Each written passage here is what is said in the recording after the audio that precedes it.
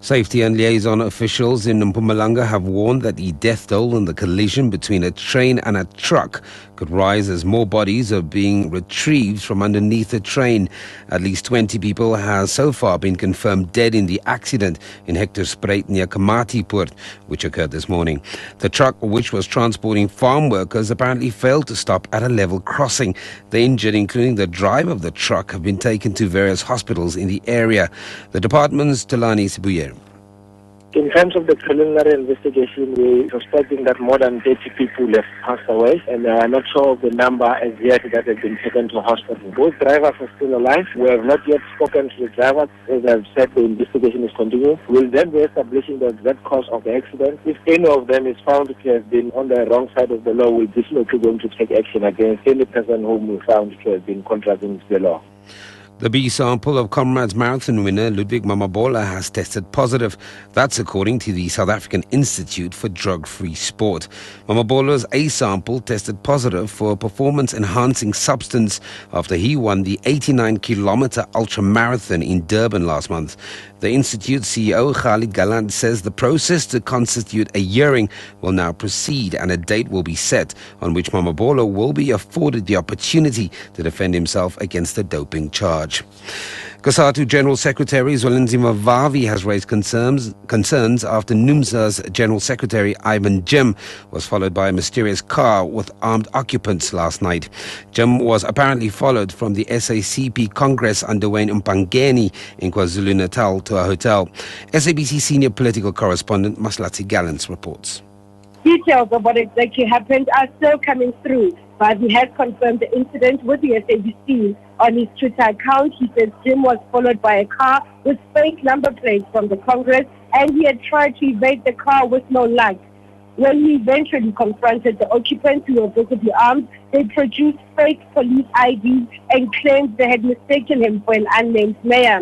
Earlier this year, there were concerns about his safety. Jim is still expected to attend the SACP Congress. Mahlati Gallant, SABC News, Mpangeni, KwaZulu-Natal. Police are investigating reports that a 68-year-old man died after police discharged pepper spray on a crowd outside a lecture hall in Thohoyandou, Limpopo. President Jacob Zuma delivered the Nelson Mandela Centenary Lecture earlier this week. Police spokesperson Hangwani Malahutsi says the pepper spray may have been discharged by ANC Youth League or pro-Zuma supporters. 68-year-old Alphys Maseri of Matadibeng village near Denilton died on Tuesday afternoon. He began coughing on his way home in a bus after the lecture. An ambulance was called and Maseri was taken to Chimanyana Hospital where he died. Mulahutsi explains.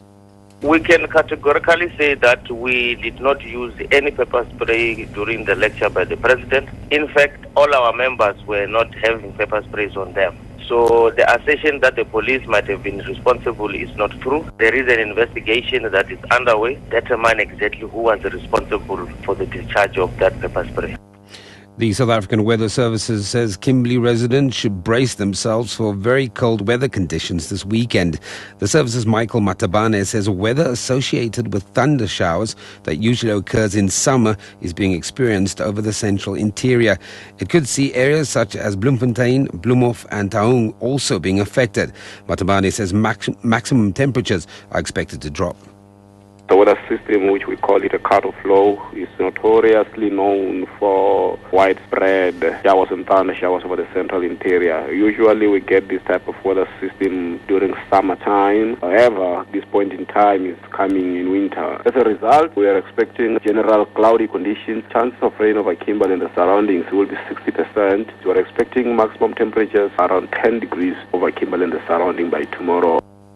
Recapping our top story this hour, convicted baby murderers Bradley Connor and Melinda Marshall have been each sentenced to 10 years imprisonment by the Johannesburg Regional Court. For SAfm News, I'm Sam Marshall.